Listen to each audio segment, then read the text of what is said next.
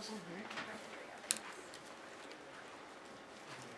So first, I'd like to begin with a motion to adopt the March 19, 2015 Borough Board Agenda, which is before you. So move, all in favor? Yes. I oppose? Abstain? Okay. Then the adoption of the February 19, 2015 Borough Board minutes.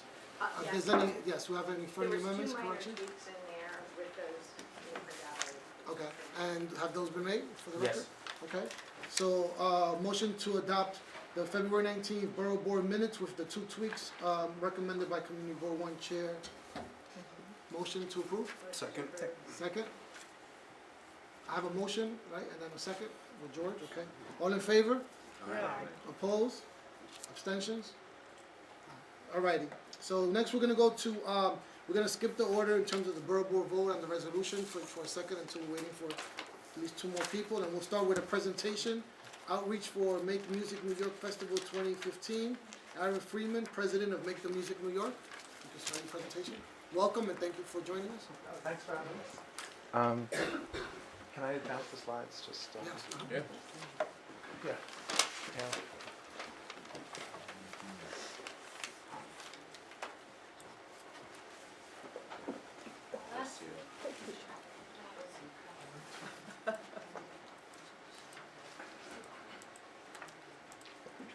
Okay. Great. Well, thanks everyone. I'm Aaron Friedman from Make Music New York. Some of you are quite familiar with what we do every year on June 21st. It's a citywide musical holiday that takes place on streets and sidewalks and parks and community gardens and libraries all over the city. Some people here, like Councilmember Rosenthal, has actually hosted her own concert for Make Music New York, which should be a model to us all. But for those of you who haven't worked with us before or are not familiar with the program, I thought I would just kind of give you the full overview. In front of you, you should have a folder, and you'll see a program from Metro New York from last year showing all 1,355 free outdoor concerts that we organized on a single day. So it says that this is a presentation about the Make Music New York Festival. It's kind of a festival, but it's much more of a holiday. It's like Halloween. It's an invitation for people to come outside, meet their neighbors, bring the rusty trombone that's under their bed that they never get to play, bring it out into public, and create community on this day through these free musical events. I brought some photos just to show you what this has looked like in Manhattan the last couple of years. Sometimes it's people who just literally are bringing their instruments out in front of the street, and people are like, "Oh, you're the drummer who I always hear practicing, but now I know who you are, and I know, what your story is." Sometimes it's, someone works in a particular place, and this is, they want to bring their guitar out onto the street. There are a lot of music schools, youth groups, people who don't have a chance to perform normally. They're not old enough to play in a bar. They don't really have aspirations to be a professional musician, but they've always had a passion for it, and this is a day that they can come out and participate. We also have a lot of projects throughout Manhattan that are a bit more organized. This project here involved bringing guitar teachers in front of public library locations and having them set up with 2 chairs and 2 guitars and 1 teacher. And anyone who walked by and had never played guitar before or wanted a 10-minute lesson could learn how to play, Louie Louie or some kind of basic song. We're expanding this in 2015 to have 50 guitar teachers, most likely on the High Line, for anyone to come and take a blues guitar lesson, classical, jazz, any kind of guitar. This was a Chinatown partnership event. We work with about 31 business improvement districts around the city, many of them in Manhattan. The business improvement districts will do a lot of outreach to local businesses and have them sign up to host musicians. And then we have essentially an internet dating site that we've created where musicians sign up, locations sign up, and then they can sort of find each other and make requests back and forth. So no one has a musician, that they don't want playing outside of their business or outside of their home or in their community garden. It's all collaboration between the venues and the musicians. And a lot of people, they have a community garden or something, and some of the members of the garden play in a band, and that's who they invite. So it's really, completely open to different kinds of music, different communities, different kinds of spaces. This was the Turtle Bay Music School doing a block party, kind of introducing kids to new instruments for the first time. This was on Bowery and Houston, the mural there, just kind of an empty lot, but on June 21st every year for the last 5 years, there's been a whole day of local bands coming out to activate the space. This was outside the Indonesian consulate, so they had a Javanese gamelan. This is one of 2 gamelans that performed in Manhattan last year for Make Music New York, one from Bali, one from Java. The amazing thing about Manhattan, obviously, is that every culture, every community is represented, and really our goal in coming before you today is to try to see how much more we can involve the people of New York, people of Manhattan, different communities that at the moment may not be represented as well as others. Yeah, I mean, look, there are hundreds of concerts, thousands of photos. I could sort of go on all day. But basically, what we put together in these packets, first a copy of the program from last year so you can see which neighborhoods were active, what kinds of musicians, and get some idea of where things currently stand. We also have about 100 of these postcards, and from now until April 29th, we're looking for people to basically just sign up on the website, give us some information about their music, if they're a musician, about their location, if they're a venue, and then once they figure out what they want to do for June 21st, we get all of the permits. We work closely with all of the police precincts, Street Activity Permit Office, Parks Department, obviously, all of the affected agencies, and we cover the insurance. We promote the events through Metro New York, WNYC, QXR. So yeah, I mean, at this point, we really just want people to sort of understand the concept, sign up for it, and then we'll take care of the rest. So these postcards, if you can make them available in your district offices or the community board, if you have particular people in mind who you think might be really interested in this, that you want to put us in touch with, any kind of outreach that we can do would be really, really fantastic. Finally, there are some projects like this one in Bryant Park where any wind band musician could show up and play. We're doing this again, it's called a Sousa Palooza. So any John Philip Sousa marches, people want to play. This was an event where if you played a harp, you could bring it to Grace Plaza. This is just a band outside of Harlem Haberdashery. This was a French horn event. And again, it was sort of bring your French horn and we'll set this up for you. And someone will bring sheet music and music stands, and it's kind of an open invitation for people who may be a little shy about playing just on their own, but if they're in a larger group, here's a group of cellos, it's the same concept. Those are happening all over Manhattan. In the program from last year, they're marked with an M for Mass Appeal, which is the name of this particular series. But even people who might be thinking, well, my sidewalk in front of my apartment is not ideal. We have opportunities for pretty much any musician at any level in any genre. So with that, I would love to hear any thoughts or questions, or of course we can follow up with you after this meeting as well. With me, just to introduce them, are Clara Schumacher and Theo Bogazuski. Very close. From my office. Yes? Well, I was just going to say, I have Block Associate. I'm trying to figure out how to get the word out more. We've had an amazing experience, I guess I'm just being off this 1 year. But it was one day, and it was amazing, June 21st last year. And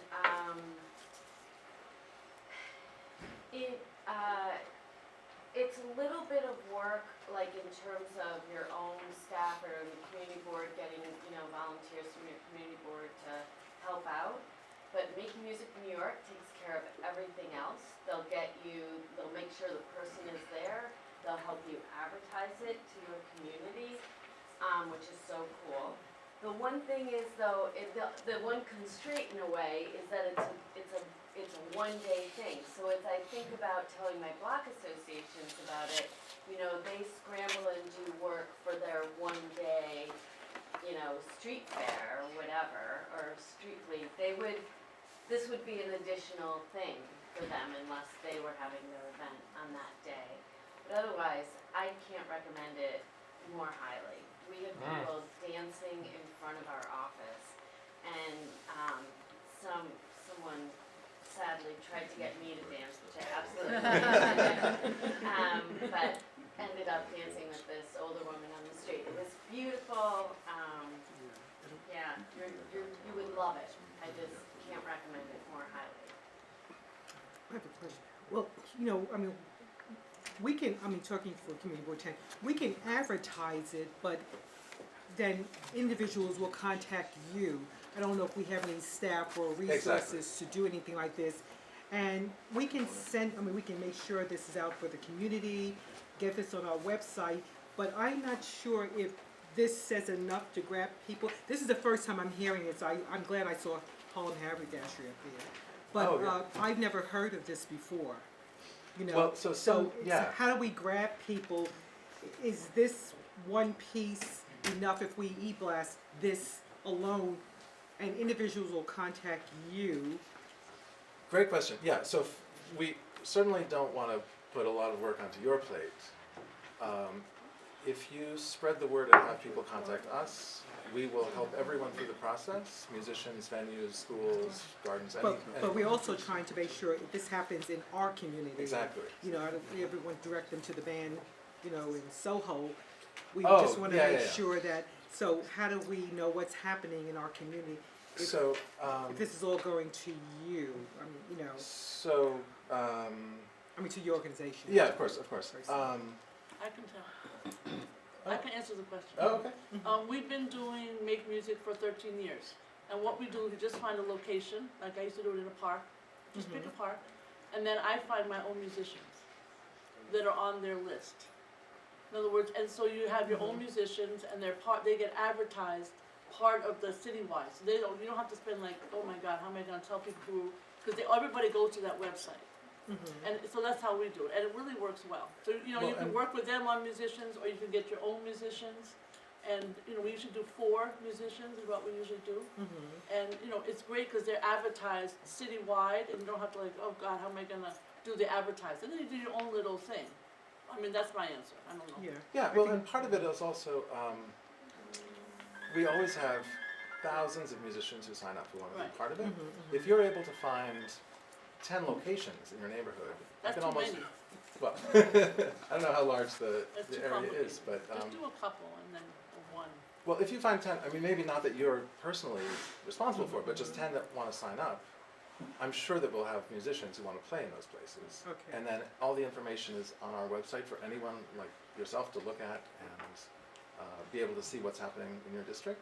But so if we send this out, people sign up going through you. Would you let us know? Because I may not know who's signing Definitely. up, or what Yes. organizations, or where this is going to take place. Yeah. and that. Okay. So we have people signing up now through April 29th. At that point, we kind of go through and make sure everyone is figured out what they want to do. And then we do neighborhood by neighborhood press releases and information Great. that we'll send out to I think it's great. your office. Okay. Do you have a beginnings violin? Is there a little area for violin? We actually have, there's the National Yiddish Theater is having its 100th anniversary season this year, and they've commissioned a piece just for Make Music New York for violin players by a klezmer violinist, Alicia Spigalis. So we're having 6 weeks of lessons for children to learn the piece, and then Children. the final performance is open to everyone. Okay. There's a music school at Harlem, or East Harlem, I believe, a violin school that would probably love to do this. And of course, There are a lot of great opportunities. yeah, which is great. And, Yeah, and it really works Yes. organically. I used to be on the board of directors of Make Music New York, and people sign up. It's It's easy, it's not a burden on community boards. Aaron and his team are really wonderful about working with the boards and making sure board members and the boards know where all the that's performances what are happening he within just the said, district. yeah. They really have an incredible team, and so they've done this for many years, they know what's going on, and it's great, and so I encourage everyone to spread the word. Coffee shops will sign up, businesses will sign up, and then people I think just it's a do it, great they idea. open up their Community space and gardens, allow but- musicians to come in, and it's a wonderful day. Christine Birthday and And, then Reverend Morgan. Could you send the material by email? We would That'd love be to. great. Is there a way for us to get Yeah, everyone? yeah. Through Yes, us, we'll through do us. it. Okay. Send it to us and Right. we'll Thank you. Perfect. I just wanted to say, Henrietta, one thing I'm gonna ask the office to do is add a link to our site, so To then, this, great idea. right, so great then idea. all of our members and you know, chair, we can go on and see it directly from our site. Great, good idea. Right, so yeah, if you give us the electronic version, it's easy to post on our Great. Facebook and. Great, we'd be happy to. And again, April 29th is really the date in, flashing. And that flashing will be letters. in your email that you're. Yes, because that's how long, it takes us from April 29th to June in order to get all the permits and publicity together and coordinate it. Thank you so much. Thank you, thank you so much. All right, thank you. So next, we're gonna go into our, a vote on the resolution supporting increased funding for the New York City Mayor's Office of Special Enforcement in order to combat illegal hotels. And we wanted to do the vote now because I know Gigi, he has to, Sorry, Gigi. step out early. Prior to the vote, I know that Councilwoman Heather Rosenthal, would like to make some comments on Well, her work in this regard. no one can do as good a job as Gail, who started the Office of Special Enforcement, basically, had a previous name. But, the Upper West Side, and now it's, not now, but it's also in other people's neighborhoods. I know, Christine, it's huge in yours. This is where, people, you have a couple of problems. One is big buildings are emptying out apartments, harassing out evicting tenants in order to rent out those apartments. And now we have the new thing is Airbnb and these other short-term rental website platforms, right? So the landlords are incentivized now to get people out of their apartments because they can rent those apartments for so much more money. And of course, the low-hanging fruit are the rent-regulated tenants who are old, frail, don't speak English, whatever it is. They harass them out. That's one problem. The second problem is, you're in your apartment, you have a market rate apartment, right? You're in your apartment and you have neighbors, and all of a sudden your neighbor is renting out their apartment on Airbnb, and All the you've gotta deal strangers. with the noise and people coming in and out with suitcases and the harassment you have to deal with as an apartment dweller. So it's somewhat complicated, but basically what Gail and others did was they passed this you can talk about it better, but they passed this law that basically, in layperson's terms, that basically says, if you live and if you have apartments yourself and you're in a multiple dwelling unit, you're in a big building, you can't rent out your apartment for less than 30 days. You just can't, it's against the law. And the state passed this law, which is so amazing, and that really helps buildings like the ones in our district, in your districts. I know sorry, I only talk in council people speak, so in in Mark Levine's district, in Adonis's district, where this is happening rampant, and Corey Johnson's district. So, what the city has left what we have, the only tool we have in our toolbox is one, supporting the state and our state legislators to keep that law strong. And two, we have an Office of Special Enforcement, which, as I said, Gail started many years ago with happily a $1 million sort of kickoff, whose job it is to have lawyers and inspectors from all the different agencies, like fire department, from the buildings department, from HPD, to go in and investigate, identify if this is happening, and then issue violations to get these people to stop, right? But that's sort of the only tool the city has. And over the years, over the last 15 years, or 10, 96, right? So, bunch of years, that office funding has dwindled. Now to the point where the Office of Special Enforcement only has 3 people, and there are only 3 teams of people. So there are like 2 or 3 inspectors at the fire department, 2 or 3 inspectors at Department of Buildings. We can't quite nail them down, and that's why I'm being fuzzy, because we've been trying to get this information, but there's no question but that it's, really de minimis. And when we were going through the budget hearing for the Office of Special Enforcement, they do other really great work.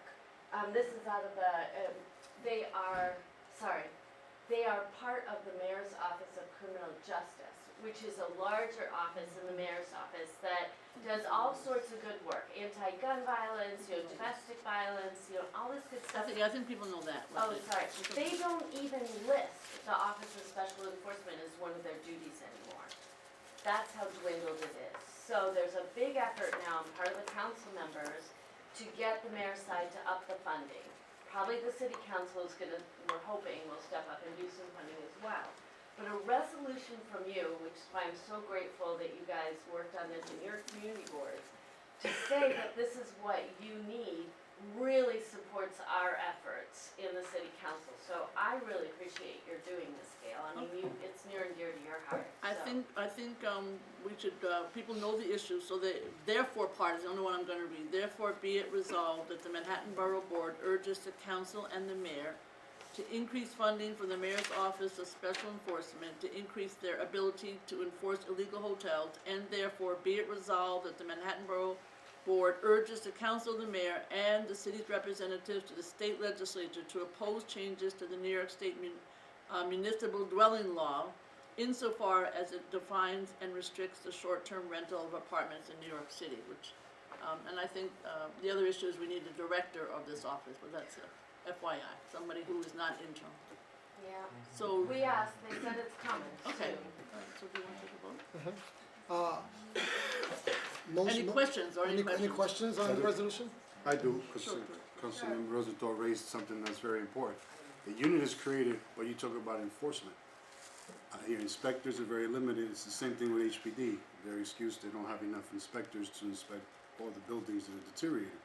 So even if money is given to this unit, but I don't hear the call to hire inspectors, specifically like allocating That's what the funding. money would be for. No, I know that, but it's so general, and then I've been to a lot of meetings where they say, you allocate funding, but then we'll decide what we're gonna do with the funding. But I think that if the resolution can be specific to say, add more inspectors, because they're the ones that are gonna do the groundwork to inspect, that's just my thought about it, that language is important, to add more inspectors. That way we know that the money is being allocated for the boots on the ground, the inspectors, you know. It's just my thought, yeah. All right, so a friendly amendment for appropriate staff, investigators, inspectors, whatever, we can do a friendly amendment, is that okay? Yeah, I appreciate All that, right, yeah, so we'll add definitely. that to the resolution. Go ahead, Chief. Any other questions? Any other questions? Okay, motion to adopt the resolution. Second? Yes. Second, all in favor? Yes. Aye. All opposed? Abstentions? Okay, motion carries, thank you. Thank you so Thank much. you so much. So Thank you for we'll get it amended and make sure we get you the copy of the Thank amended you. resolution. such a great. All right, Thank you, Gigi. next we have a presentation on the Manhattan Borough Budget Priorities Report, and this will serve also as a public hearing. It's being live streamed and also recorded for MNN. Joe Garber? Thank you very much. Good morning, everyone. Good Morning. Hopefully you can hear me.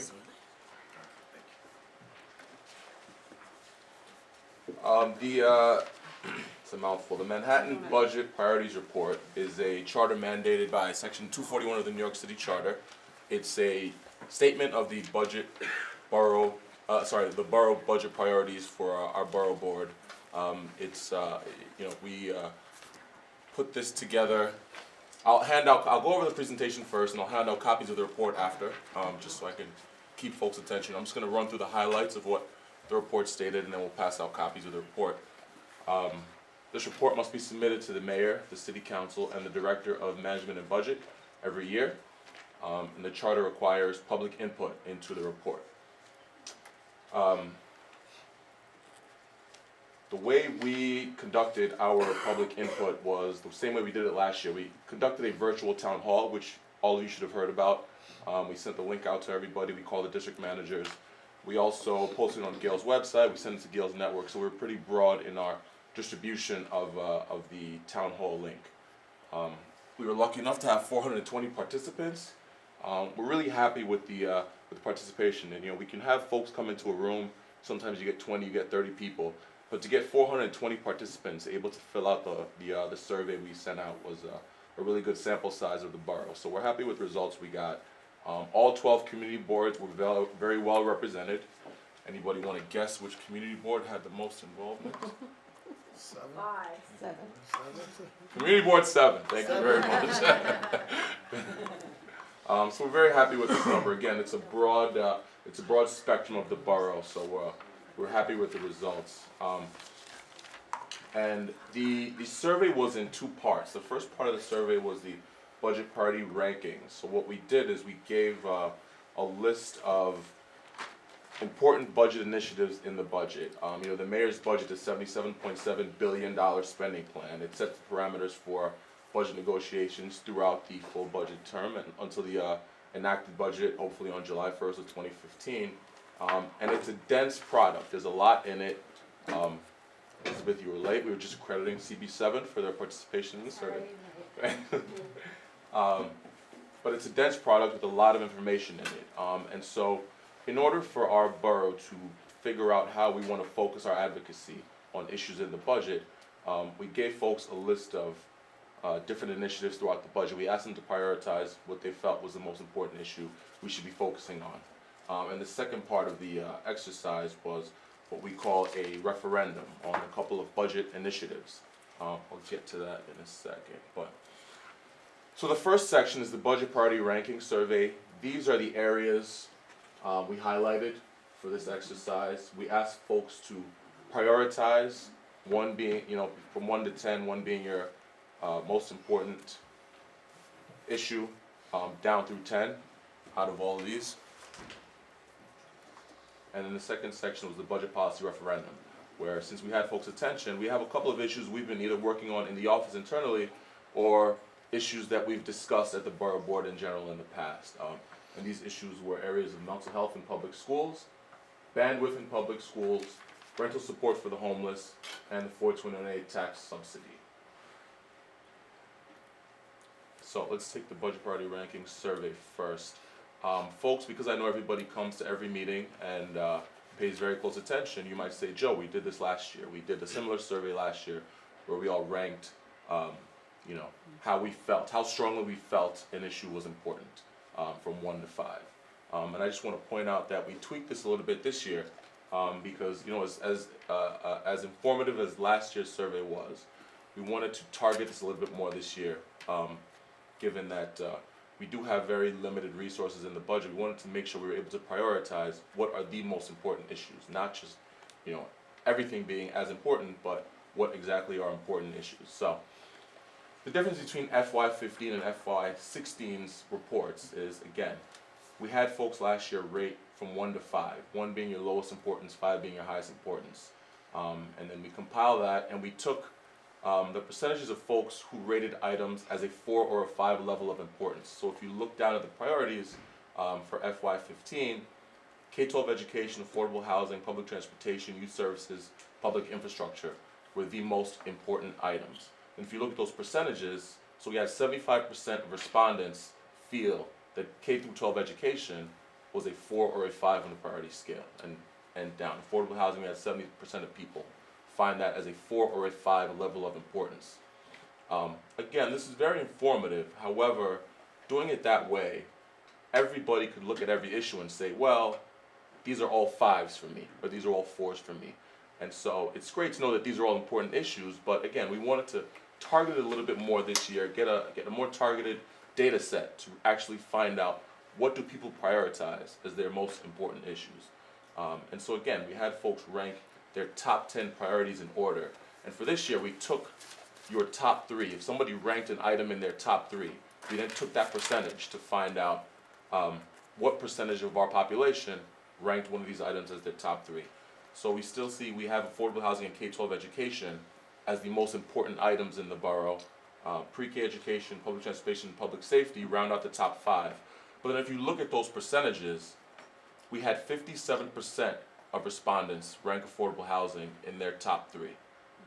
Now, I just want to, again, point out the distinction here because it's not where you can just say, everything is important to me. You had to prioritize. What are my most important issues? Out of, the list I gave you, we had 57% of people rank affordable housing in their top 3. Now, you might look at these percentages and say, well, that's less than last year. But it's not the case because last year, people could more broadly rank as many items they wanted. And so I really feel like this is actually a better representation of what a priority affordable housing is for this borough. Again, you can see by an overwhelming margin, 57%, 47% for affordable housing and K-12 education, and then the next item, pre-K education, is only at 22% of folks ranking that in their top 3. So it was very broad. It wasn't people filling in the same numbers. It was a very broad representation. People have different interests, but we still see that affordable housing and K-12 education are the most important issues in the borough. Joe, can you say that was also could look at as a success? I find that I think it's very much a success. Okay. Okay. To say that close to 60% of people That find people that felt that. exactly. Okay. With the variety of issues, I'll go back to the slide. We had 16 different things for people to choose, and other. A lot of people chose other as their number 1 and filled in what they felt. Some people said landmark, some people said the environment.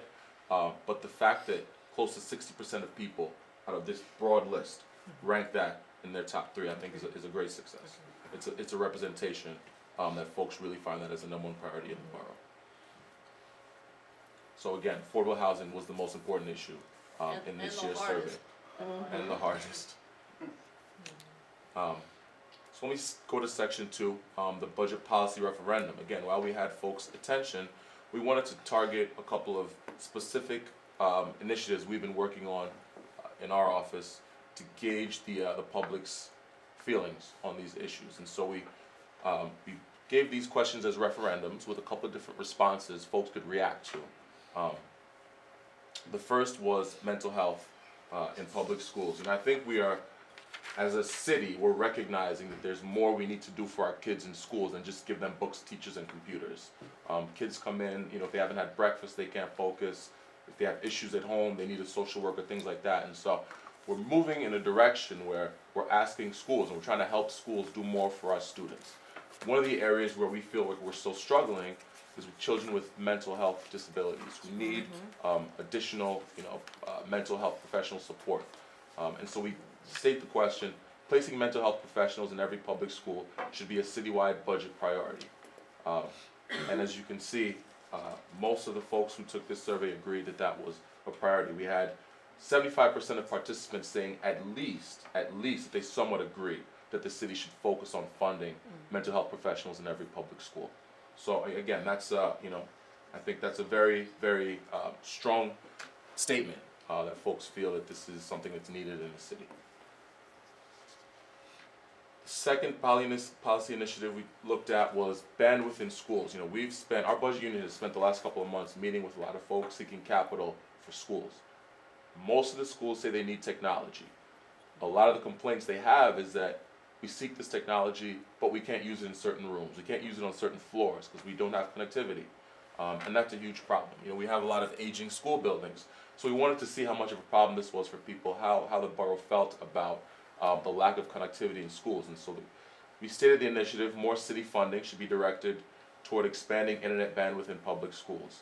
And again, we had 71% of respondents feel that this was an important initiative, that the city should do more to fund connectivity in schools and try to help us bridge the digital gap.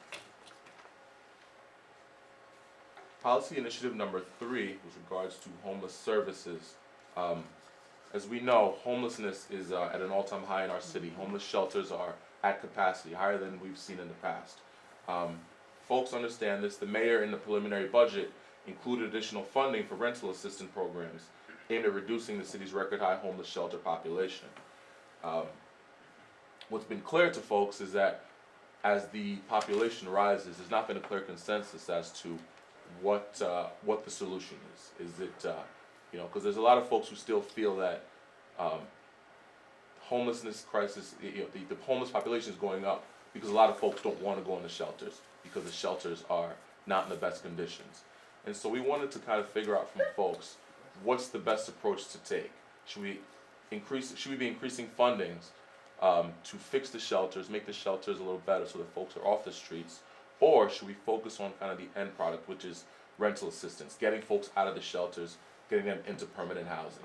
And so we just asked here, based on the mayor's proposal in the preliminary budget, the $28.4 million he included specifically for rental support to move people out of shelters, as opposed to using these funds to improve homeless shelter conditions. And we asked folks, what's your feeling on this? And again, we had a good mandate here. We had about 75% of folks agree with the mayor's proposal, which is to use these funds to get folks out of shelters and into permanent housing. And the final initiative we looked at, one that I think is familiar to everybody here, as we all know, the 428 tax benefit program is set to sunset in this spring. There's been a lot of conversation about the effectiveness of this program and whether or not it should be allowed to continue. As we know, the state really has the authority as to whether or not the authority will be, the program will be reauthorized to continue. But we wanted to get a sense from Manhattan residents because although the state has the authority, it's New York City taxpayer funds that are going to fund this program. And so we wanted to get a sense from folks, how do you feel about the program? Is it still effective? And what should be done with it in the future? And so this was not a strongly agree response. This was a little more targeted response as to what folks thought should happen. Whether it should be reauthorized with additional affordable housing requirements, something we'd heard from folks here before. Whether it should just be allowed to sunset, whether folks had other suggestions for what should be done with the program, whether it should be reauthorized with a less generous benefit to developers, or whether it should be extended in its current form. I think the most clear, sure. Well, I'm just interested about that other 19%. It's kind of a big chunk. Wide number of I'm wondering responses. if those responses were so detailed they couldn't be classified as generally positive or negative, or Generally negative. I think to answer your question, the stat I want to highlight is that 3% of folks felt it should be extended in its current form. 3%. And so there's definitely a clear response there. The folks are not happy with the way the program is running right now, and it's something has to be done if and when it's going to be reauthorized. And so again, we had a wide number of other folks who folks who sent us in different ideas of what should be done. But as you can see, for the program to be reauthorized with additional affordable housing requirements, got the highest response from the items here. And so it's clear that there's a correlation between this and affordable housing in the borough. Folks feel that if we're going to continue to give these subsidies to developers, something should be done to make sure that the affordable housing crisis in the borough is being addressed. So those were the initiatives we asked folks to address. So the recommendations we take from the work we did from the survey was, one, the City of New York must increase efforts to create and preserve permanent affordable housing, as that was the number one policy initiative borough respondents felt was important. Number two, the City of New York should provide mental health professionals at every school. Number three, the City of New York should expand internet bandwidth in public schools. Number four, the City of New York should fund additional rental assistance to combat the homeless crisis. And number five, the 428 tax benefit program should not be reauthorized without aggressive reforms. So those are the findings of the report. I thank everybody who participated. I thank your constituents for responding. And we'll take any questions. I'll hand out copies of the actual report.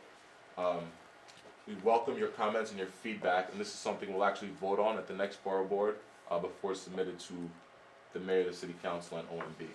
Thank you, Joe, very much. That's very good. Thank you, go ahead. That's so cool. Sure. Joe, in terms of the priorities that people set in the survey, were you able to identify individuals who participated both times to see if there was a shift in their priorities. From last year to this year? Correct. Sam, did we record names last year? I know we recorded names of folks this year. We were allowed to names, but they were also allowed to record anonymously, but we can track individual responses from year to year. Okay. But this year, we ensured that everybody actually recorded their names so that we can do that next year.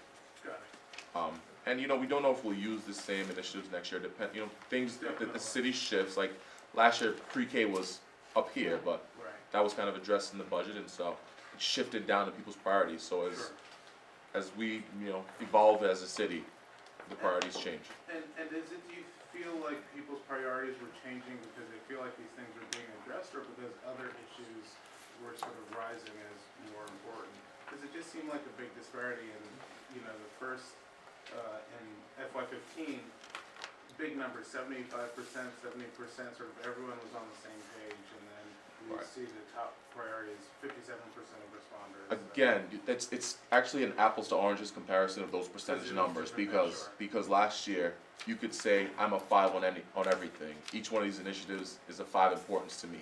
Whereas this year, we asked folks to prioritize and, actually choose what's important to them. So it's kind of a different comparison with the percentages. So, Go ahead. yeah, Ladies first. George, okay, Ladies sure. first. oh, thank you. So first of all, I think it's fantastic, it's really great, and I'd love to make a suggestion or request is that next year you help us use the same approach and technology to do that at the district level, so we could create the same type of Good questionnaire idea. and send it out to our people. It's very difficult to engage people on the budget concept. Yeah. And so that, I think it's a very good model, and if you could, I mean, that would be tremendous help. We'll do So it. two concepts. On the first item, preserve and create affordable housing. The more we are hearing from our constituents, the more we are hearing about preserving Yeah. being more important than creating, Sure. because it's disappearing faster than the creation is ever going to get. So maybe a friendly amendment is to change the emphasis of the, Or do both. or do both, but at least put Yeah, preserving maybe as Good a idea. first Good idea. rather than the second. Yeah. And that's something we are hearing across. Homeless rental, there is a strong feeling that the people who are renting space are gouging the city, and that it needs strong reform. And therefore, maybe also a friendly amendment is reforming and increasing the rentals. I think the priority of renting is good, but if, I think, because don't forget, we're on a budget hearing, so we're not on, so we could say something about how, preserving housing, and then we'd have to have something to do with budget. Example is. no, I'm talking about homelessness. Oh, now. homelessness, Right, okay. homelessness is that everybody is really upset about how much we pay for an apartment for a homeless person. I see. So the criteria is we could probably put two in one if the prices were lower, and therefore reforming that process. So and that the landlords are not gouging the city. Right, I see. right. Okay. So doing those two things. And third, with the homeless, we have a very large homeless shelter where we have a lot of issues. It seems that the mental health is a very, very important component of the homelessness. And therefore, something along those lines, I don't know where it is, but the mental health, the homelessness is going to be recurring unless we take care of the mental health. So as far as optimizing, Okay. there need to be some service around that. We'll have to see And- what the first lady's gonna do That's too. what I was She's- thinking. We'll have to Exactly. see whether, because I'm focusing on the schools, just because that's what I know, and I know the Right. programs, and Right. I've been doing it for a long time, so I actually know what's needed. Right. The larger issue is one I hope she focuses on, so let's see, because it's interesting about the pre-K, it's a great comment, Joe, because it's so-called got addressed, it moves down in Yes, people's minds. yes. If mental health is addressed, we'll have to see. Right. July is when she's coming Yeah, out. but with in it. the homelessness, I mean, what we see is that really a large proportion of the people We there know. are really in need of In- mental In care. prisons too, and I think I know most of them. And if, I could certainly ask, a couple of weeks ago, I was up in Albany advocating for the New York 4 agreement, trying to get the governor to give a larger portion, the city and the state, give money so that we can help those homeless individuals with good mental health. services. So if I could ask all of the board, chairs to reach out to your assembly persons and ask them to encourage the governor That's supportive to vote. housing, that's Right, supportive. Right, yes. thank you. Catherine had a question. A quick question, if we're gonna vote on this at the April Borough Board meeting, is it possible to get someone from your office to come to a community board meeting, so to Sure. have a presentation directly Sure. to you, which would be great, thank you. And are these things online?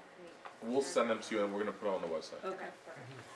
George, So you have just observation, which I found very interesting. If I'm reading it correctly, I think a few days ago, the controller put out a report about the community, people work more than 40 hours a week and really stuck in the trains. And I recall when I used to work in Canarsie, it was 2 hours and a half going, 2 hours. But in any event, it was interesting to see that last year was at 69%, and now it went down to 21%. With all the issues that we're having in transportation, from deterioration to supply and demand, and it's horrible. I really think that should probably be ranked higher. I mean, getting here was just like 5 delays. We apologize for the inconvenience. We have train traffic ahead. Like, that. How do you not, But anyway, I'm just saying that our infrastructure needs to be blown out and a little more sophisticated, going along the line with the latest technology to get us to where we need to go faster.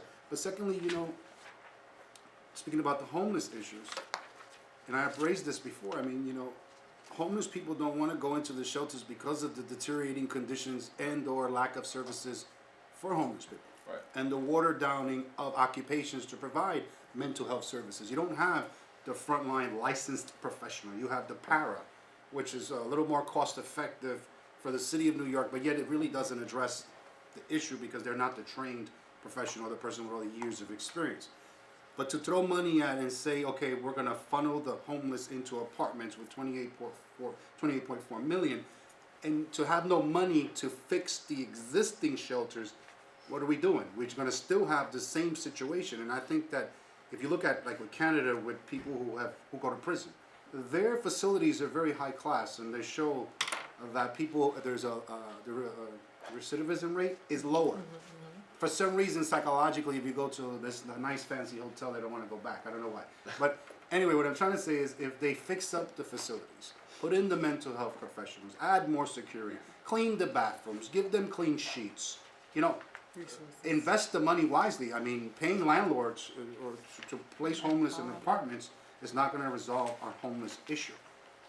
Because, okay, you pay the rent, but then how are they going to eat? How are they going to get the clothes? How are they going to look for programs and services and employment? All these things come to follow. So I'm not in agreement that with that particular piece to give money to put people in apartments when we still have thousands and hundreds of thousands, if I'm right, out there with no services. Right. So let me address both of your questions. I just have one more, but you go. Can I take the first two? Yes. So again, to compare the percentages from FY15 and FY16 is not a clear comparison. Yeah. I think to answer your first question in regards to public transportation, just look at the rankings because people were allowed to rank. People allowed to rank everything. Yep. Public transportation was 3rd last year. It was still 4th this year. So it was still, an important item to people. The percentages may have dropped, but again, it's only because in this year, people felt affordable housing was more important. K-12 education was more important. But public transportation was still in the top 5, it's still very high in people's priority. Just wasn't their number 1 with regards to the other items. And isn't it that last year you had only one item for education, and this year was broken down in 2? No, we had a couple last year too. Oh, okay, sorry. Yeah, we had K-12, we had higher education. Pre-K?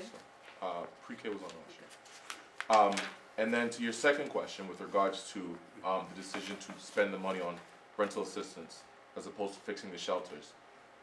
Perfect question, and that's why we posed it. Because there's still a lot of debate about what's the right approach to take, whether it's rental assistance or fixing the shelters. And so we wanted to poll the population and see what people felt strongly about. And it just so happened that more folks felt that finding people permanent housing was more important than putting the money into fixing the shelters. But your question is the question everybody's asking. Okay. That's why we posed it. Just for the record, we still believe, or CB12 still believe, affordable housing is number 1. Just so you know. Excellent. It's just highlighting, Don't the put it things in that the I'm saying. minutes. But just, Let the minutes reflect. yes, let the minute reflect.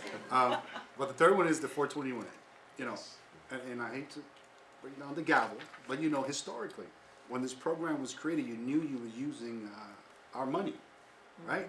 But you've been giving away this money year after year, and okay, we'll do the 80-20. We don't get nothing out of that. And but it's just mind-boggling to me that the government for the city of New York has been doing this for year after Well, year. it was state, let's be clear, it was state. Oh, okay, so government in Passed it, general, passed it. right, knows that this is an issue. It persists and consistently, and then there's still no resolution to it. And even now, you got folks that are trying to push, like they said, add the caveat to more affordable housing or more clauses in there. When you talk about more than 20%, people crumble like, oh, no, you can't get more than that out of these developers.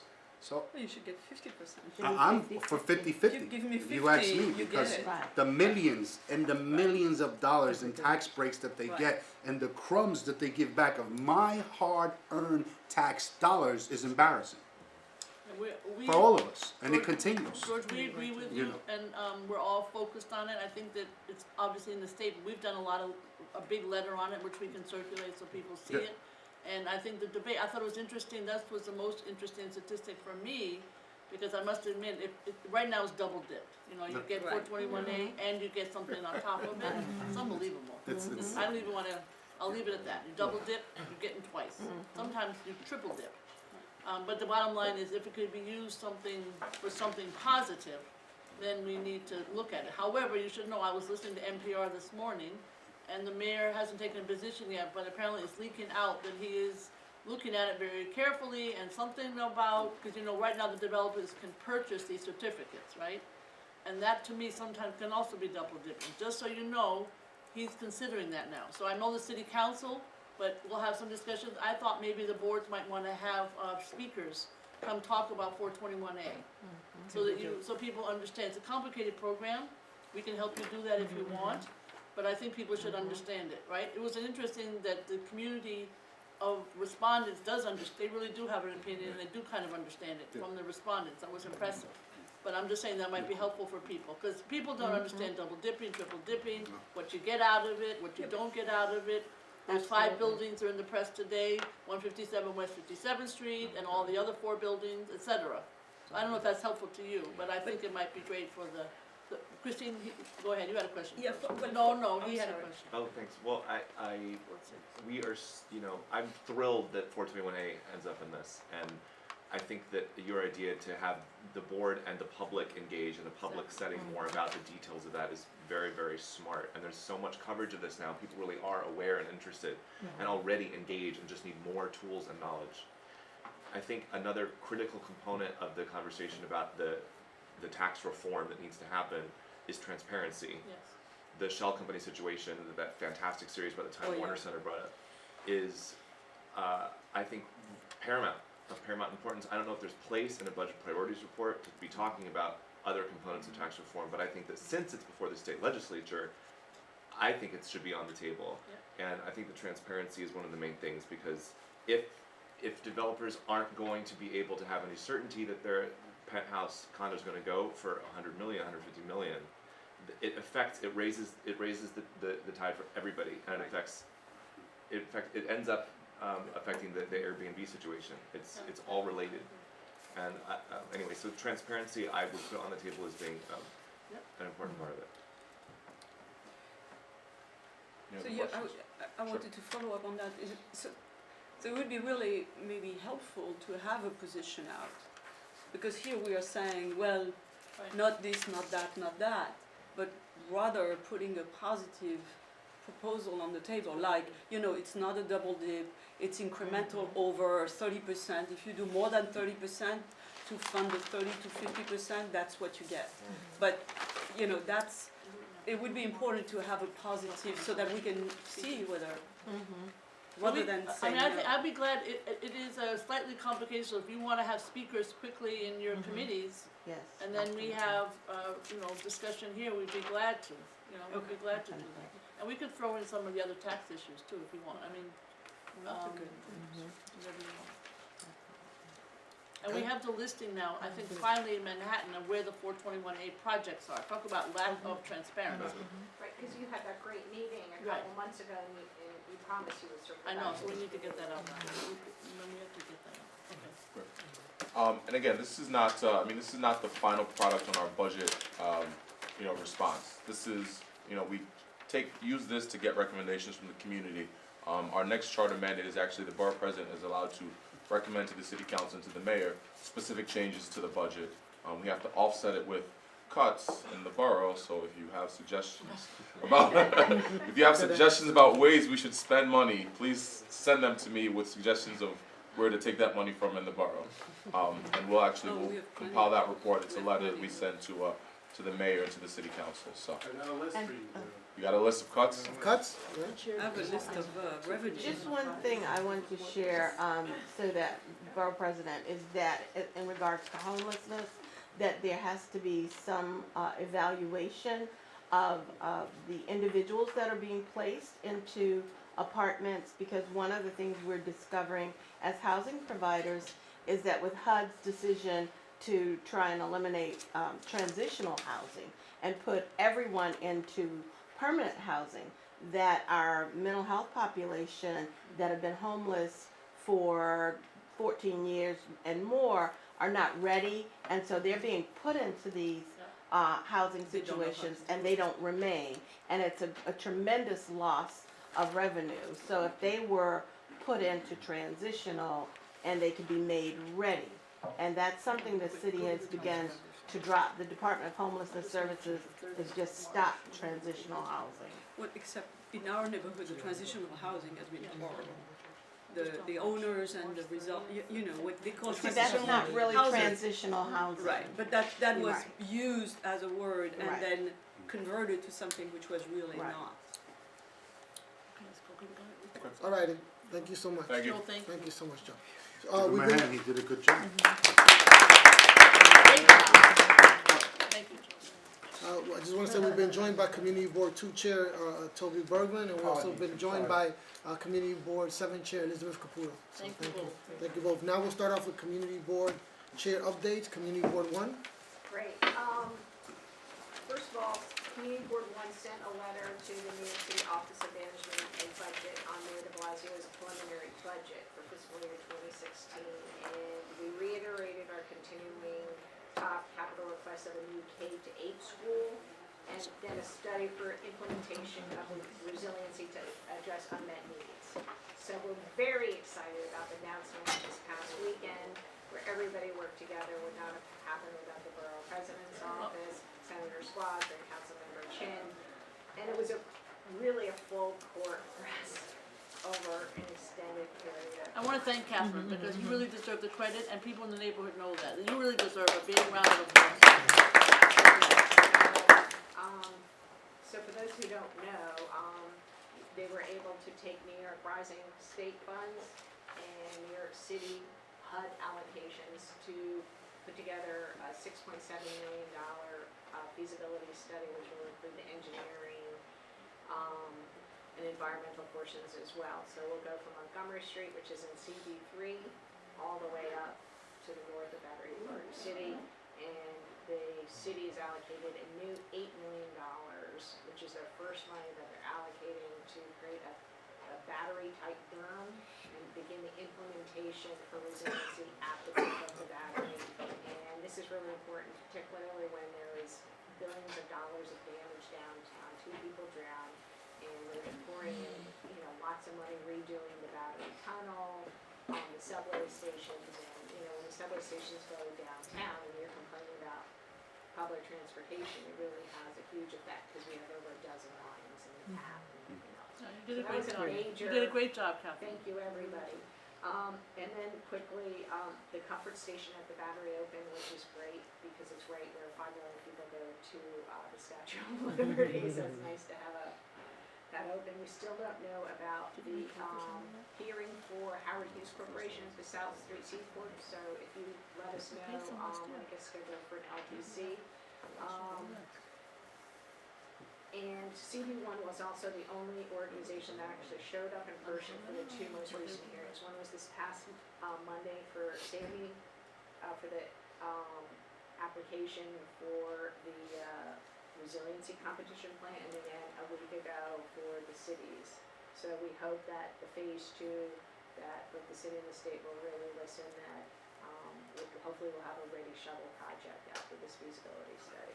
There's a lot more going on. I also wanna say that Trinity Church started a charrette program. I went to the first I one, saw you in the video, that was a riot. and I went to the one this past Saturday, and I was thinking about it. It was the first time that a community-based process was originated by an institution that I know of in Community Board One. So we had the World Trade Centers, and then we had the Howard Hughes Corporation at the South Street Seaport, but that was definitely community-driven. So, I think that's something. Yeah, it was great. What happened is that the Trinity Church decided to ask people what they wanted to see in their community, and people sort of acted it out and had workshops and so on. It was very good, but it was a new guy from Portland, so he got active, whatever his name is, the new minister. Yeah, Dr. Reverend. He's very William irreverent, which was, Luther. yeah, he was very irreverent, which was nice about him. So, a lot more to report, but it's a quick summer. Thank you. Community Board Two? Again, sorry for being so late. There's really one thing I want to talk about, which is the affordable and quality housing text change. Community Board Two passed a resolution in its land use committee last week, which will come to our full board tonight, because we're very concerned about the scoping process itself. That you know, the meat of this happens during the process after scoping, but the problem is certain things, possibilities can be eliminated if the scope is too narrowly written. And there's one thing in particular that we're very concerned about. We see this as, you know, clearly the goals of the project, we are wholeheartedly behind, but the implementation itself poses risks to some neighborhoods which it might not pose to all neighborhoods. And what we have is a one-size-fits-all for the whole city that is, you know, it's a very deep and wide text change. It affects not only what will be built in the future, but the neighborhoods that are already built. And in our case, we have two contextual zones that the neighborhood, the community was very, very involved in negotiating those zones and the terms of those zones. And those are tough compromises. We accepted things far beyond what we would have liked in exchange for the protection that we got. This then wipes all that out and creates buildings that are as much as 30% taller. And we have thoughts about how both can happen side by side. The improvements to the zoning can happen, and at the same time maintain the successful zoning that exists in the past. And you know, so that the new zoning could be established as a alternative, as an option, as opposed to how it's being proposed, which is to substitute, to get rid of everything that's there and place one single citywide zoning. And the problem we have is that we're not convinced that if scoping goes through the way it is, we're not convinced that there's any way to raise that.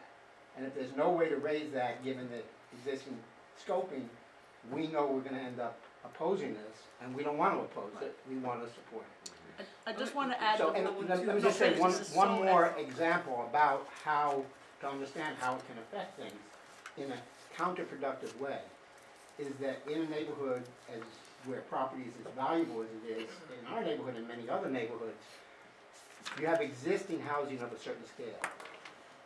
Under the existing contextual zoning, it really doesn't make sense to tear down that existing housing and build new housing. Under this, it will. So you may have existing housing where Affordable. people live that may be either rent stabilized or affordable in some other way that will clearly result in being replaced by luxury housing. So, Can I just say, thank you for bringing it up. You should know, because we are so concerned about it, that we had a meeting right here with all the city officials and all the state officials. First time ever that they've all come together. And this was the topic, is March 25th is the date that City Planning Commission, when this is gonna start. And so, to be honest with you, a lot of people have no idea. And so we are working on a letter, which will be done hopefully this week, maybe even by tomorrow, which will circulate, that lists all these challenges for the Borough of Manhattan. Because the Borough of Manhattan is slightly different perhaps than other boroughs in terms of their interest in what you just brought up.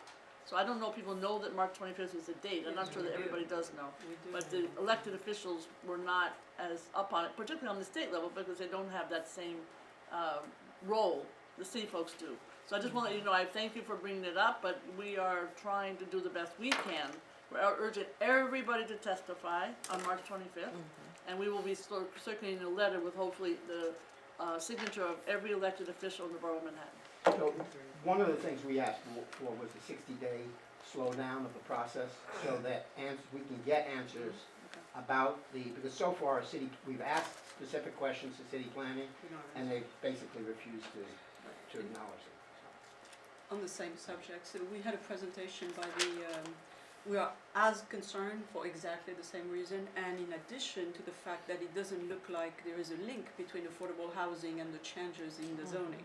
So you could have, it could be a total giveaway to the developers. The other thing is that from a process standpoint, generally the scoping document comes when the text has been published. So we don't have a text, we just have a PowerPoint. And that's very inappropriate that we would look at the scoping document without a text, a detailed text. We don't even know, nobody knows. So we're very concerned. We gotta go to board 3. So I have an update from Gigi, because unfortunately she had a meeting, so she gave me some notes. Okay, this is for Gigi, the chair. As previously reported, CB3 passed a resolution to call on the state to classify K2 as a controlled substance for sale or distribution. Yesterday, the CB3 office sent the resolution to all the Manhattan DMs. Please let CB3 know if your CB is interested in working together to bring more attention to this important issue. CB3 and CB6 Waterfront Task Force, the RFP just was released for CBOs to conduct shareholder and community outreach. This is a great way to involve local nonprofits and use existing networks to leverage engagement in this important work on waterfront resiliency. Third item is coupled land use update. CB3 is concerned about the mayor's zoning plan and the potential implications on the 2008 LES/EV rezoning. CB3 will be taking a more active role in working with the community on a Chinatown LES rezoning plan, building on a plan from Chinatown Working Group.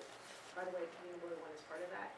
Our land use committee will also be focusing on tenant harassment for the next couple of months. Thank you very much. Submitting it. Thank you. Thank you. Community Board 4? So we had a major accomplishment last month. We have had a very large development on 33rd and 34th Street by a developer which is doing work 24 hours a day until 2 o'clock in the morning. And they have accepted, after many, many months of negotiation, to do noise mitigation, and I'm talking about windows, for all the tenants that were affected. So we feel very, very good about this accomplishment. We have formed a small business diversity task force and are really kind of looking at all the things that are out there. But it seems that, I don't know, if other people have the same thing, we wouldn't mind having that. It seems like a big lift for one single community board, and this is something, Gail, that you could spearhead. I'll talk about it in a few minutes. Oh, okay, that would be great, because it's too much and we are all concerned and we don't have enough resource, or we are probably replicating between different districts. And finally, on affordable housing, we are meeting with EDC on a site which is Slaughterhouse on 39th Street, which is 100% owned by the city. And we have asked for 100% affordable housing. Thank you so much, Gail, for sending this letter with our city council. It seems that there is a little bit of a disconnect in the administration. One is, you know, in the past we have fought for public land being 100% affordable housing, and now they are coming back and say, oh no, this project should be self-contained and it can't be affordable housing. So that's one battle we don't want to fight anymore. And the second thing is that they were commitment made in the past administration to our district that we would have certain off-site affordable housing, and that site is to satisfy those commitments. And now it looks like nobody's looking at that as an existing commitment. So it seems that to me that we need to hold the administration to feet to the fire on there were existing commitment. We found the site. Now we don't reinvent the wheel and just now we are losing, what we gave away for having big building in Hudson Yard. Now we're going to lose because the affordable housing is over there. Now we need to make it, market again. So it looks like whatever we had, we lose in the process, and it's just very frustrating. Can I ask you a question? Yes. Is there any truth to the rumor that Hudson Yards is asking that the helicopter station and HRPT to be removed because of concern about the noise? Because if it does, it will have a ripple effect on the one helicopter station, at Pier 6. We have been asking for that for a long time. Okay, because we have issues with our helicopter at Pier 6. Yeah, no, we have been asking for that for a long time. Our understanding is that that station is not going to be removed. It's going to be moved in the river, away from the coast. Don't ask me how they're going to do that, but that's Nothing's happened. that's the argument. The argument is that they are going to move it off so it doesn't affect, but that's our understanding. 20 feet will make all the difference. Right. Thank you. That's it. CB5 update? Okay, we have a task force that was called the Sunshine Task Force, and this was, we've spoken about this before, this is dedicated to the 57th Street corridor and all the towers. We have been looking at this in a lot more detail, and actually, in light of some of the concerns about 421A, in fact, are expanding the mandate of the task force. So it might be renamed, but in any event, there's going to be a coming report of recommendations regarding 57th Street, but it's really, it applies to, I think, every district. Because we're going to be looking at not only shadow impact, which was the genesis of this task force, but also about transparency, as I discussed earlier, the tax reform issues that we talked about, zoning changes, increased public review, and public safety. In light of the news this week that 157 for the third time in a year had fallen glass from the top of skyscraper. Luckily, no one was hurt this time. They're saying that it wasn't a problem because it wasn't glass, because it was plexiglass. Yeah, which would kill you So anyway. the official quote that is getting all the press is, "Glass is not falling from the tower," Yeah, which what is happened in really threading a CU2. needle. And in light of the tragic death of a pedestrian next to St. Vincent's site yesterday, Or the uh, ones. The young woman who, just Going by next door. chance, I became a friend of mine 3 Oh my years God. ago. Oh my and God. was this extraordinary, wonderful young woman who, from Philadelphia, and who expressed the same love for Philadelphia. She came here to be with her fiance, but she had the same kind of love for Philadelphia as so many people have for New York, and just terrible. And this it was, one of our good contractors, one of the people who tend to do things right, and it's just so. The wind has been very crazy. But even so, it should not happen. No, I no, mean, I this kind of There's violent and too sudden much- death that is avoidable is just. and it's, Yep. and it's, It's just, a horror. it was a very tragic incident, and I find it unfortunate that the press coverage so far has been very quick to talk about the freak occurrence. It may be a developer who has a good reputation, I have no idea or experience with that, but there's too many incidents like this. And someone actually being killed is extreme and unbelievable, but there are far too many incidents where people have just luckily not been, and everyone says, and even our city council members say, well, we're going to have a hearing in 9 months about this issue, and we're going to put things in place to make sure this never happens again. Well, 9 months comes, the hearing happens, it's totally pro forma, you could fall asleep through it, nothing comes of it, there's no guarantee, there's nothing that comes out of that, and then it happens again, it does happen again. The XL building alone, the same project, this is 3 times in 1 year, and you all remember the crane situation, which they blamed on Sandy, but the crane was a problem before Sandy ever happened. Anyway, I could go on, but the construction site safety is something that the 57th Street Task Force is going to take into consideration. On And 57 DOB, talking about the enforcement thing, DOB enforcement is the one thing that everyone always points to, that there's no one, There's no one. there's no staff. But I find that, Well, they are crooked. so there needs to be more staff, but there have to be solutions. You are. can't just say, Just well, all in there's no jail. funding for an inspector, so therefore we are willing to live with this degree of unsafety. There was a former committee on construction safety in the last construction boom that the prior borough president had done, and I was a co-chair of that committee, and I think Maybe we with should do the another one. boom We should do another one. right now Good on idea. all the construction projects, it would be great to focus on Did you see on construction 57th safety Street, again. there is a building that collapsed? Yes, That was on our on 11th street. Avenue, Yes. yeah. And one of the problems is there's no repercussions. That's It's it. very hard to enforce That's every the fines. issue. I have a question about Like it. When were traffic, the fines traffic raised? fines. When were the fines raised? And how Right. old is Why that? don't we'll get some information on all this, all the deaths that have taken place. I know Time Warner had one when it was Yeah. purchased. If I could just throw something out there connected to that. I mean, when you're dealing with, I wanna say multi-billion-dollar corporations that do development, fines mean nothing.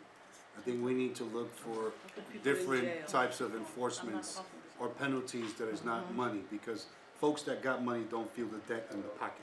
They pay for it, they get out of it, No, and but if that's you We it. wanna stop make it- sure, you we stop we their wanna make sure that the development other for- community board chairs have an opportunity to give their updates as well. Okay. So Community Board 5, have you finished with your update? Yeah. All right, Community Board 6? Hi, it's Rick Eggers sitting in for Sandra Sherrod. I can make it shorter because everything we have relates to responsiveness from city agencies and our ability to respond. And the first on the list is that text amendment, the zoning and quality and affordability. We had less than 30 days to respond on it. We asked for someone to come and talk to the committee. They refused. They said they didn't have the staffing to come. Yeah. We've sent a letter suggesting that they have a charter mandated duty to come and talk to us about this and to ask them to extend the comment period. That sort of ties into other periods that we run into, and I think it has been discussed in the Borough Board before, that 30 days is never enough for a community board to respond to almost anything, including the budget process, where at least a 45-day period is required. And I guess we have some other issues with EDC and pothole and construction problems and getting and our sanitation garage, but I think I'll leave it at that for now. Thank you. Thank you. Community Board 7? Yeah, just a couple things. I'm sorry, I was dealing with a landlord issue in the neighborhood this morning, but along those lines, the illegal hotels resolution. Passed. Passed. Okay, I know we submitted our, comments on it and apologize that I didn't get a chance to support, but I'm glad that it did pass. So two things also related, we're actually doing an emergency meeting on Friday related to, the mayor's. Tomorrow.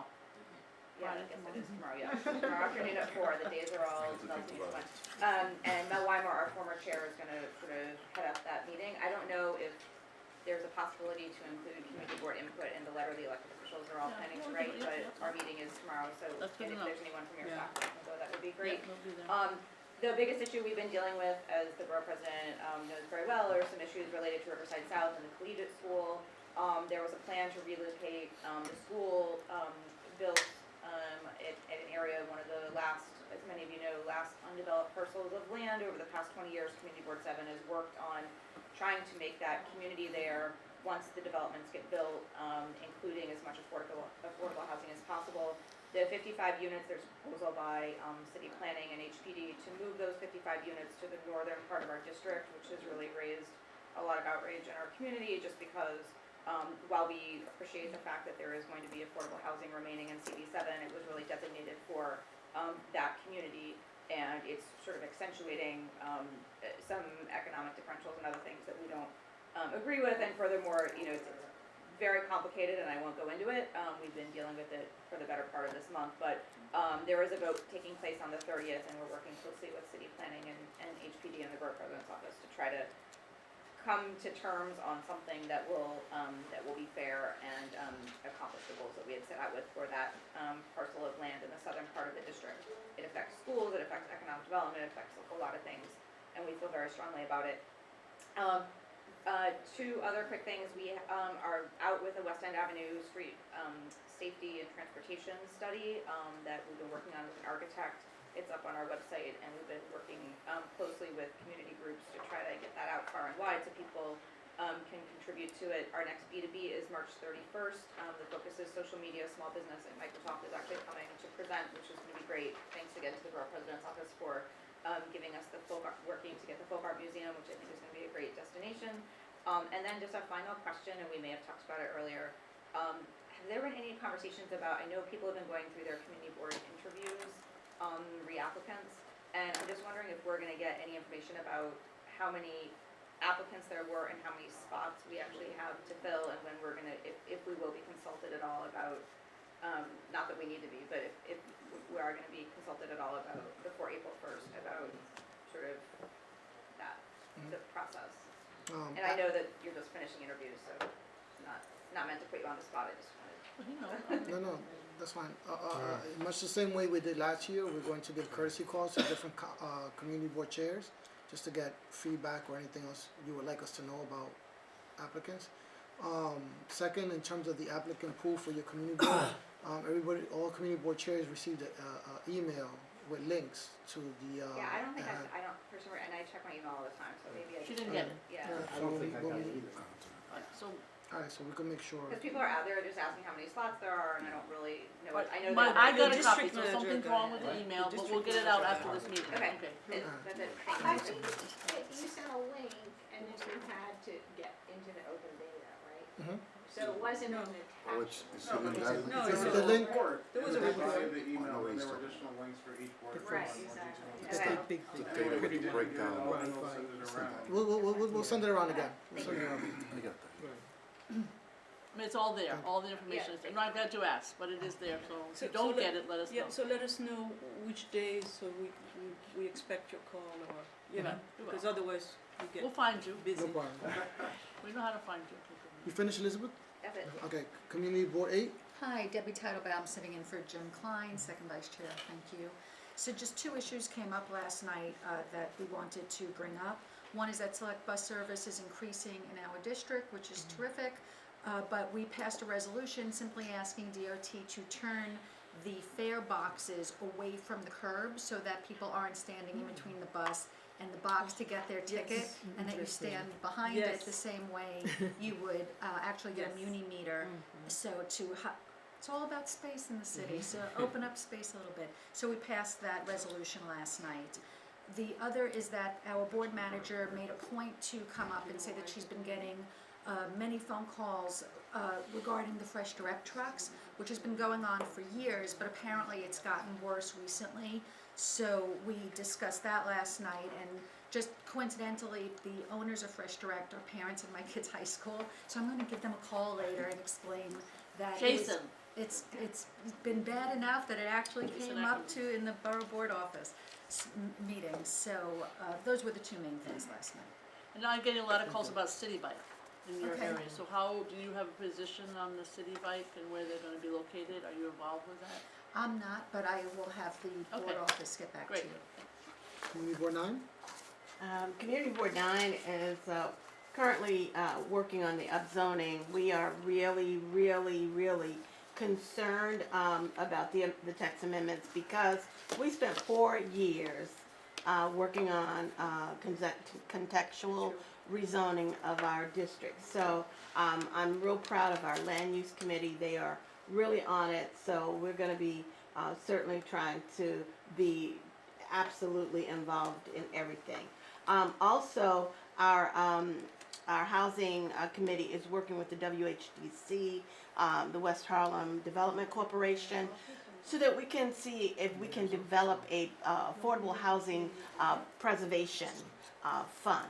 We've got this community benefits agreement money. We know that it will run out. It's not a finite amount of money. So we're looking at how we can preserve the housing stock that's affordable that we have. So we're just at the beginning stages, so we don't actually have any proposed plans yet.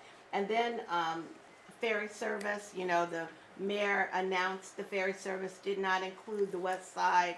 Fortunately, we have been working with a private group, and recently I met with EDC, and we are looking at attempting to get somebody that's willing, some group to bring vessels into our Harlem piers at 125th.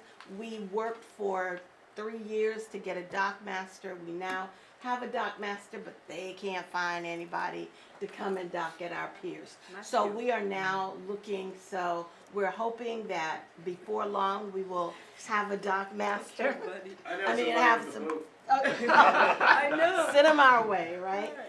And then the other thing, the great news that I just got a report yesterday, a press release, that the project at the St. John Divine Cathedral, which we really, had a lot of reservations, and it was heartfelt to support that project. But I must say we are benefiting. All the constraints we put out there, they have honored. We've currently gotten $14 million coming back into our community in minority, women, local contracts. We've gotten scholarship funds for local students, and we're looking at a 45%, if not higher, MWBE involvement on that site. We're also just, they're looking at starting interviews for permanent positions at that site for 20 jobs, and all of those jobs have been committed to our community. So that's pretty much It's where we an are. amazing development. Well, we're gonna 45%. look. We're gonna see if we can use that to beat, Wow. to get Columbia to move in that direction. We were hoping that this development would be a template, that the partnership that we've developed with the developer, that we can take that and roll it out to any other development in our area. Thank you. Community Board 10? Several little things. We had a youth task force workshop meeting. We have created one in the last year, and the purpose of this is to try to get more young people involved in civic engagement. I think it was a really successful meeting. Moving on, the signage. With our 125th Street rezoning several years ago, part of that was no signage along 125th Street because they didn't want it to look like Times Square. But in light of all the businesses that are popping up and basically getting more businesses, people to come to 125th Street, our 125th Street bid is going to make an attempt to get that kind of overturned so that they can put up signage. And right now, it hasn't been brought to us for support, but it will be going to our Economic Development Committee, I think, next month. That's one thing. The Renaissance, I mentioned this before, that we were successful in working with the developer through a group in our community to give something back. The Renaissance Ballroom that everyone has heard about, it has been sold, and they were just going to basically demolish it and start building. So a group that we have worked with closely has been working with the developer, and they have agreed to do some kind of monument, and that's going to be presented tonight at our land use meeting. So that's a success. SBS buses, I'm sure everyone has heard about SBS buses along 125th Street, and right now it's on the east side. There are a lot of concerns of it in Central Harlem, and I just think going up through Community Board 9 to Central Harlem is the main thoroughfare for the SBS bus, which is not there as yet. Our board does not oppose SBS bus, but we need to look at what's happening. It's working for people who are on the SBS bus, but it's not working for the community.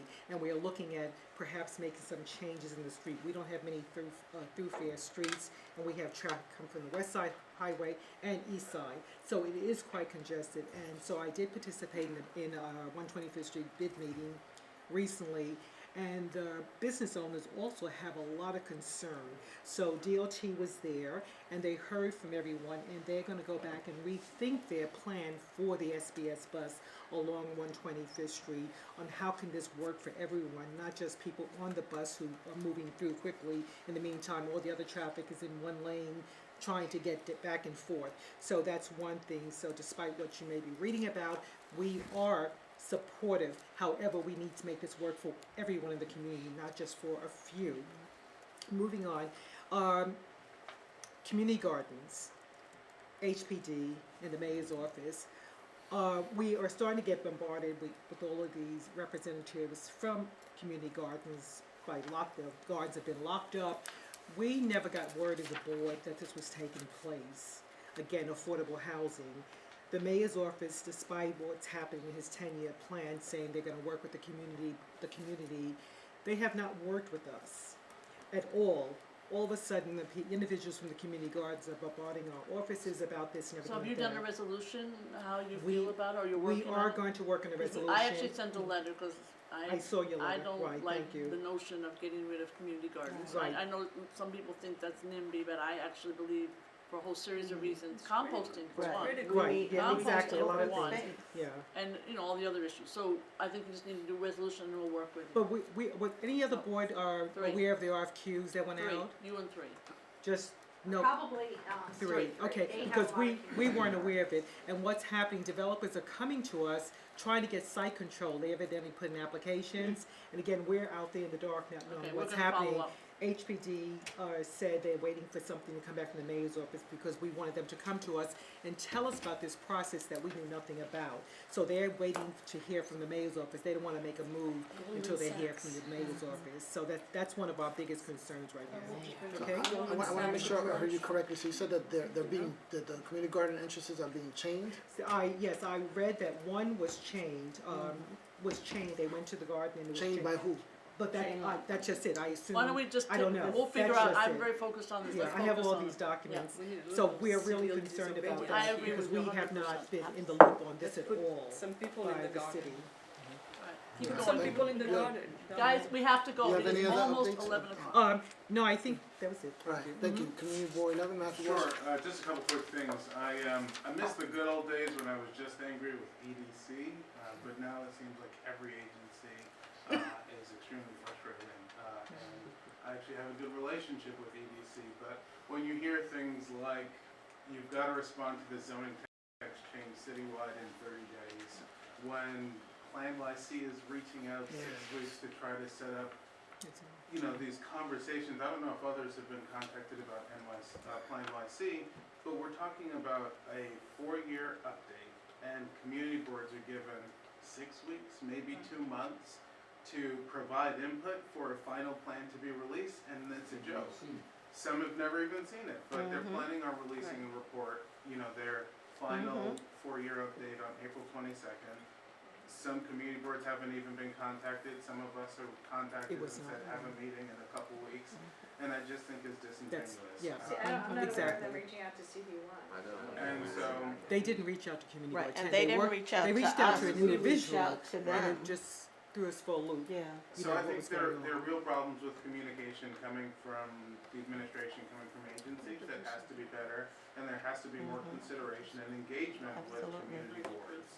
You know, the mayor in his State of the City address talked about rezonings and identified East Harlem as a location for that. There have been no communication, no conversations, requests for meetings from us, but just no delivery on Right. that. So, you know, I'm very thankful for the borough president and her team, particularly her land use division, who have helped, but it's just a real shame. I didn't think anything would be worse than Bloomberg, but these guys are making a strong case. Just a couple of other things. Last week, Thursday, was the 1-year anniversary of the gas pipe explosion in East Harlem. There was a ceremony last Thursday. I want to thank the borough president for being there and for all the support and things happening in the community. But one thing I wanted to highlight, one, it just talked a lot about the old infrastructure that New York City has and the complexities of the old infrastructure. No one really knows what's where. Those pipes had been installed in the 1880s. The NTSB just released a lot of documents in its report on, I think 2 days ago. But one of the things that it identified in the report is that part of the cast iron piping, 69 feet of it was replaced by plastic piping. And so the NTSB hasn't released its determination what caused, but it did say that in that section there were high levels of leakage, and so they're looking into it. But certainly I want to keep everyone updated, particularly up in Inwood and Washington Heights. George where there's even older infrastructure, but it is a concern, and so as this continues to roll out, certainly folks want to be aware of what's happening with infrastructure, because it certainly is a cause for concern. Also in 421A, we've been talking a lot with A&HD about sort of their focus, and I think they sort of had a big pitch for fix it or end it. End it doesn't necessarily look like it'll happen, but there have to be better, there has to be a better focus in terms of not just, what we need. East Harlem is actually a community where 80% of our community is making less than 60% of AMI, but we still need to provide housing for those who are at 80% of AMI because it's difficult for them to find a place to live. And, these models of affordability for a time period just don't work. We need permanent affordability. We need real investment in our current housing stock. We need affordability in perpetuity. We have close to 13,000 units of affordable housing that we've identified are scheduled to expire by 2040. It's a major concern. It's the thing that keeps me up at night because that's 13,000 families who might not have a place to live, might be pushed out, and so we have to do a better job, and we have to work with the city, but the city has to communicate with communities, and I don't know if others are feeling the same frustration that I am, but I'm extremely frustrated every day about the poor engagement, or in some cases with Plan YC, no engagement, for something that's extremely critical. And it's very sad to hear that folks haven't been contacted about Plan YC, because April 22nd is when they plan on releasing it. We don't even have, now that I think about it, under Bloomberg, we always had a representative at our meetings. Yeah, I'm frustrated. There's nobody here from the mayor's office? I'm asking, is anybody from the mayor's office? We never have We're gonna have anybody, to work on this. and they don't We're respond gonna work when on you this. call This will them. not happen again. We have been asking the CA to show up at Borough Service Cabinet. Okay, I will deal with it. Thank you very much, Morris. CB12? Yes, so we were fortunate enough that we did get a call from the mayor's office to host a Plan NYC 2015, but with community leaders, and then that their plan is to have all these town halls thereafter, and then meet with elected officials separate. So that went pretty well. You did get a call from me. Directly. Okay. Secondly, the concern about the text amendment zoning, I'm on board with everyone. Right now, we're fortunate, Inwood and Washington Heights, it's being looked at. The discussion is taking place last week or a week and a half ago. I had a meeting with EDC, city planning, and our local elected officials to discuss the Inwood Neighborhood Action Plan, which talks about rezoning 100 acres of Inwood. But they're looking at the Sherman Creek area. Now, when you look at, crazy is when you look at the city planning website, there's all these brownfields that do exist there. But yet on the other map, or the other portion of the map where there's hanging fruit, they're really not too looking at that. They want to look in the back where there's all these challenges and, where they want to beautify and make it nice for waterfront and mixed use and tech hubs and probably jobs in the medical field, all these other things that would be quite valuable for the community, but concerning that there is hanging fruit there, but they don't want to look that way. Not, but there is major concern with what's happening because whatever they do, in our district we have a 14% unemployment rate, and they're not taking into account Northern Manhattan's AMI. What they're doing is taking into account a fraction of what they're looking at and making it a higher AMI, which is disturbing because that really keeps other folks out from this particular project. So we did have a discussion with that, and that discussion I'm going to be following up with our Housing and Human Services, Land Use. We even asked for ULA presentation to come back to Land Use to prepare ourselves for this. Monday I have a meeting with City Planning to discuss the upzoning of Broadway. That is very controversial, and I'm pretty sure she has to go, but it's very controversial because you're talking about existing structures that were vetted through the old zoning laws, and now you're gonna open up this new text amendment. Broadway is gonna be out of control. And we're concerned not just with the affordable housing, and gentrification is not about race, but it's about tax bracket, in my opinion, and that's gonna really disturb the contextual design, the flow of the district. It's gonna be like a field day for developers. Infrastructure, Everything. we don't have enough. Well, there's not buses enough, there's no money for right. that, so that's, I'm glad you bring that up. Platforms. And then I had the opportunity to be a guest with Councilmember Rodriguez on M&M to discuss Vision Zero. Obviously, I gotta stop moving my hands, but it was okay. We did pretty good, updating the impact of Vision Zero within our community district. But just an update, just within the last 2 weeks, we've had, or 3 weeks, 3 hits, or car accidents, or pedestrians have been hit on 207th Street and I think Broadway, was it?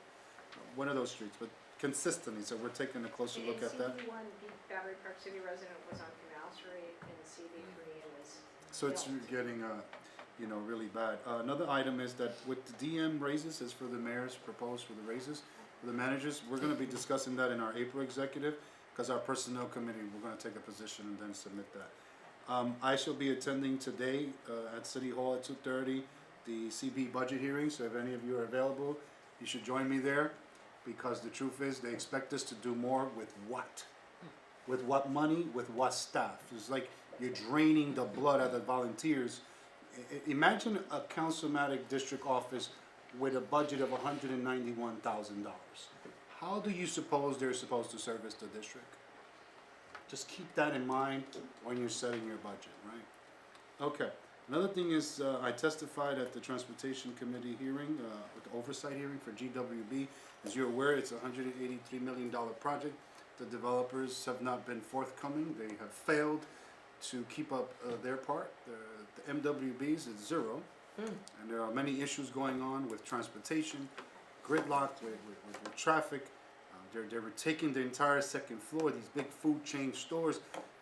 There's no jobs for the community. They just came in and took our house, and they're not giving us not even, council member, was it Richard Torres, mentioned the closet in the house? It was quite interesting, not even a closet. And they're giving out leases that say, well, I'll let you stay here for 3 years, and then I'll reconsider at 3 years if you should stay or not. What kind of lease is that for small businesses in the district to come in and want to expand and grow? It's horrible that they're doing what they're doing.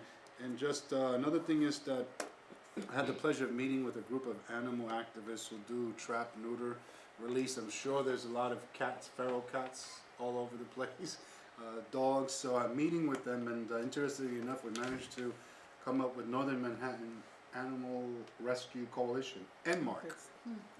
So we're going to try to deal with that issue of animals and cats, because the police department is dealing with the animal cruelty piece now, right? For investigation. So that's what we're doing right now. But overall, we're going to be having intense conversations about, even if after the commenting period, we're still going to talk about the zoning text amendment. We're still going to make sure, and I'm with you, Matthew. I'm a little concerned, the communication with the city we're gonna work on agencies. this. I appreciate it. And then, just in closing, their bad part is, what is it specifically about? I need to know. But you just need to come here. Tell me what I get you want an idea of why you come in here, but to be sending out a full draft agenda with details and the purpose and how long you're gonna be there and come on. That's what you get paid to do, is to work with us to deal with the community issues, not interrogate us on why you should be showing up to our meetings. I don't get that part. They need to show up, and if not, then they need to replace these folks that are sitting on their cushions and start get their boots to the ground and do what they got to do. Borough President's Thank you. report. I want to be really, really quick. First of all, on small business, I couldn't agree with you more. And we had follow up to the African Task Force. We had a meeting in Harlem with some of the communities, Henrietta knows, small businesses. So with Small Business Commission and people from other agencies, consumer affairs. Small piece, and we got some of those concerns. This week, we're going to be releasing a report that talks about the issues that folks in this office have been working on for about a year.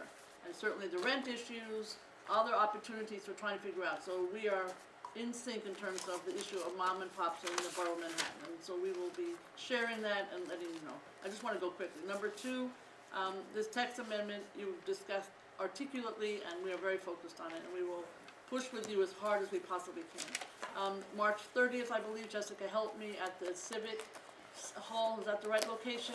Yep. We're doing in the afternoon. All the principals in the Borough of Manhattan and anybody who's interested in technology. I assume it's on our website. We will send it around. Is that a correct statement? So people know about it. It's just another example of how the schools can be involved with people who are very enlightened in technology. Now this, I don't want to belabor the technology issue, because I obviously know a lot about it, but there are many aspects to how to improve it in the schools. But here will be an opportunity to collar somebody who might be able to help. So anything you can do to urge the schools to attend would be helpful. They do know about it, because I've been going around to some of the schools. The issue of the arts, I went to a meeting in West Harlem with some of the groups that are working on the arts, and Marty Markowitz was there, and I have to say he was phenomenal. He gave ideas from forget about it to oy vey to figuring out what is the way you can be edgy in order to get people to come, and there were people there from interesting international ways of promotion. So his suggestion was to have all of Harlem work together on days to do with the arts and international and tourism, and the folks were there from Upper Manhattan and the Art Stroll. So I'm just saying the arts in Upper Manhattan is, we all want the arts, but it was a really good discussion. South Street is ongoing. It's like the project that will never end, but hopefully it will end in the right direction. So just so you know, thank you, Catherine, for everything. It's like up in the air, but hopefully gonna land in the right place. Same thing with East Midtown. I wanna thank all the boards with that. It's, you know, I think it's going in the right direction. We have to see where it's gonna end up. I also wanna thank the community board on the youth. We've obviously, it was a great discussion, and now we are sort of doing it thanks to you in reality, when we had young people on the community boards. And we had 35 applications, as you know. Every single, from what I could tell, every single day, evening, morning, night, weekend, had a young people in it, in the group. Every time you said, are there young people here, hands went up. So 16, 17-year-olds were participating. The other thing I want to just mention is there anything else, Arthur? I think that's it. That's enough of a report. We're doing lots of different projects in this office, but those are just some of them. And the community gardens will work with you. The 421A, the idea to come to boards to speak about that, how should we follow up with you, or who should? Would you contact Aldrin? Would that be the right person in this office to get started, Aldrin? Yeah, I can. Okay, so we'll just contact Aldrin, and then we will find somebody to, we can do that. Great. You have to just, you contact you, it's too complicated. We'll go for you. Any announcements or updates? And we have council member reps here, or anyone wants to do announcement, update? All right, thank you. Thank you Motion very, to very adjourn? much. Second. All right, good. Thank you.